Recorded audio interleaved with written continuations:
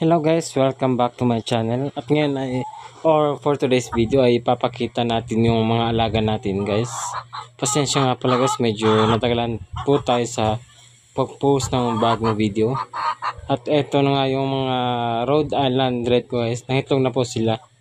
At ang age nila guys ay more or less 6 months. Yes, I guess 6 months. Then napaka-healthy nila guys, at tingnan nyo. Then, yung isang male dito or rooster dito guys ay kapatid ito nila. So, hindi ko po sila ipapamate kasi para iwas po inbreeding. Tagahanap ako ng magandang quality para sa aking egg production or para sa chicks production natin. At tingnan nyo guys, oh, ang lalaki na nila.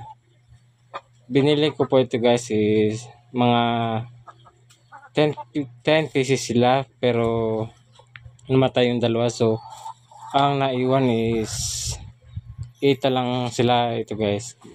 Tingnan nyo, no? Napaka-healthy nila. Siya nga pala mga kabisdak, please don't forget to like and subscribe our channel po para updated po kayo sa ating mga susunod na mga informative videos. Siya nga pala guys, kung bago pa lang po kayo dito sa ating channel, meron pa akong mga maraming videos na mga informative, like kung paano gamutin ng ating mga alaga na may sakit, or kung paano gamutin ng mycorrhiza, or paano mag-alaga or tamang pag-alaga ng ating mga Rhode Island Red or mga heritage chicken.